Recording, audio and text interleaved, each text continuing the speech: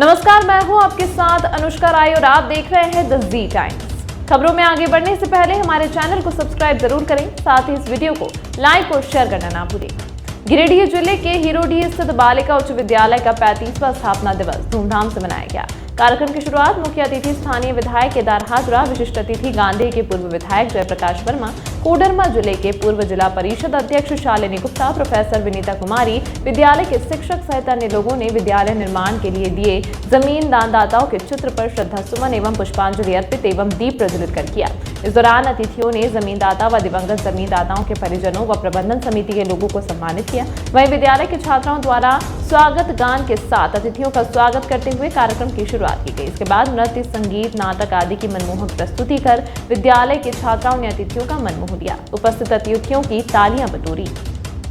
जो आप पधारे हैं, आपके दर्शन पा करके बदले अपने सितारे हैं, अपने इस प्रांगण में स्वागत है, स्वागत है, स्वागत है, स्वागत है, स्वागत है, स्वागत है। समाज में नर और नारी रूपे गाड़ी के दो पहिए हैं और जब इन दोनों पहिया में समानता होगी, जिस प्रकार से पुरुष हैं उसी प्रकार से नारी होगी।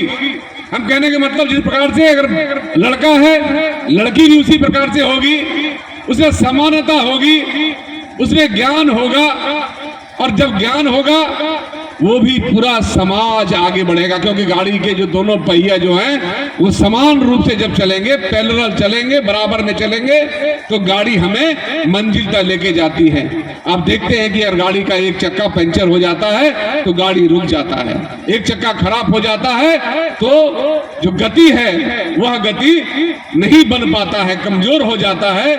इसीलिए आज के अवसर पर अत्यंत प्रसन्नता है और हर्ष की बात है कि यहाँ पर बड़ी संख्या में हमारी बेटियां बैठी हुई हैं, हमारी बहनें बैठे हुए हैं, हमारे तमाम अभिभावकगण बैठे हुए हैं और सब ये चाहते हैं कि हम लोग प्रगति करें, हम नए युग में प्रवेश करें और जो नया युग होगा वह युग हर एक मानव के लिए खुशियां लाने वाला समय होगा और हर मानव के लिए उन्नत समय होगा, प्रगति और तरक्की का समय होगा, विकास का समय होगा। यह देश भी अब विकासशील न रहकर एक विकसित देश के रूप में विख्यात होगा। इसके लिए ये जरूरी है, शिक्षा बहुत जरूरी है। शिक्षा जब तक हमारे पास नहीं है, ज्ञान हमारे पास जब तक नहीं है, तो हम आगे नहीं बढ़ सकते, क्योंकि ज्ञान हमें सोचने की क्षमता देता है, ज्ञान हमें विवेक प्रदान करता है और ज्ञान हमें इस देश के नियमों को, रीतियों को, रिवाजों को, संस्कारों को, संस्कृति को बोध कराता है।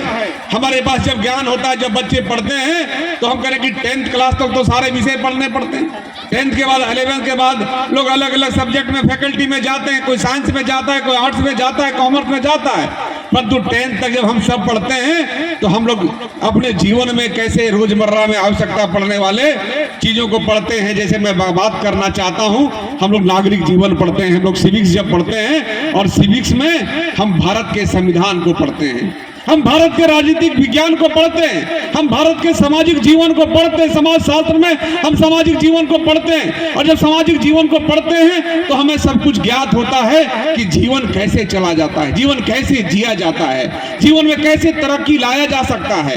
जीवन में जब हम ज्ञानवान होंगे, गुणवान होंगे, हम जानते हैं कि हमारे लोग जो आज पाश्चात्य सभ्यता के आधार पर जो एजुकेशन सिस्टम भारत में विकसित हुआ है, यह एजुकेशन सिस्टम केवल और इस आधी आबादी को, इस आधा अंग को अपनी भागीदारी सुनिश्चित करने के लिए ये सत्य है कि पुरुषों की अपेक्षा ज़्यादा मेहनत करनी होती है, लेकिन फिर भी महिलाओं को एक ईश्वरीय वरदान प्राप्त है, एक प्राकृतिक जो नेतृत्व है उनके अंदर। अगर महिलाएं जिस दिन हमारी महिलाएं घर में ना हो तो निश्चित तौर पर वो घर भी बिखर जाता है, ये एक दिन का। तो उसी प्रकार से जिस प्रकार से वो घर की जिम्मेदारी संभालती हैं, यदि उनको समाज की क्षेत्र की जिम्मेदारी दी जाती है तो बिल्कुल उसी नेतृत्व के साथ जैसे वो घर को संभालती हैं, पूरे समाज पूरे क्षेत्र को संभालने का काम करती हैं। तो हमारी आधी आबादी में, हमारी बच्चियों में वो कुव्वत है, वो काबिलियत है, वो हुनर है, वो प्रतिभा है। बस ज़रूरत है उन्हें इसी प्रकार से मंच देने की। और मैं विद्यालय परिवार को अपनी ओर से बहुत आभार व्यक्त करती हूँ जिन्होंने बच्चियों के लिए इस प्रकार की व्यवस्था की है आज इस कार्यक्रम के माध्यम से, और लगातार बच्चों को यहाँ पे गुणवत्तापूर्ण शिक्षण दे करके हमारी बच्चियों को एक अच्छा मौका दिया है। और मैं अपनी बेटियों से, यहाँ पे हमारी बच्चियाँ हैं, उनसे विशेष रूप से बस इतना ही कहना चाहूँगी कि हर वो आवाज़ चुप करानी है बेटियों, हर वो आवाज़ चुप करानी है बेटियों जिसने कहा था तुमसे ना हो पाएगा। इसलिए अपनी प्रतिभा को लगातार पंख देते हुए मैं अभिभावकों से भी अनुरोध करूंगी। वो कहते हैं ना कि बेटा यदि संघर्ष की मूरत है तो बेटा यदि संघर्ष की सूरत है तो बेटी भी त्याग की मूरत है। कैसे कहूँ किसी एक को महान, घर के आंगन को दोनों की ज़रूरत है। तो बस इसी लगन, इसी मेहनत के साथ आप हमेशा आगे बढ़ते रहिए। हमारी बच्चियों पर पूरा विश्वास है और ऐसा नहीं कि जब आप किसी लक्ष्य को लेकर के आगे बढ़ेंगी तो बहुत ही आसानी से आप सब कुछ हासिल कर लेंगी। रास्ते में कई चुनौतियां, कई तकलीफ, कई संघर्ष, कई हर्डल बीच में आपका रास्ता रोकेगी, कई पत्थर आएंगे, लेकिन इन्हीं पत्थरों को सीढ़ी बना करके आपको आगे चढ़ते हुए निकल के जाना है। तो बहुत सारी चीज़ें हैं और यकीन मानिए, मेरा ये मानना है व्यक्तिगत तौर पर कि आपके जीवन में संघर्ष, तकलीफ, चुनौती, कष्ट, दुख, दर्द सिर्फ इसलिए आता है ताकि आपके अंदर की जो ऊर्जा है, जो उत्साह है, जो प्रतिभा है, जो योग्यता है, जो क्षमता है, वो बाहर निकल सके। और विपरीत परिस्थितियों में ही ये सारी प्रतिभाएं बाहर निकलती हैं। बस ज़रूरत है खुद पर विश्वास करने की, आत्मविश्वास से लबरेज होकर के आगे बढ़ते चले आप और अपने पथ। तमाम महत्वपूर्ण खबरों के लिए देखते रहिए द जी टाइम।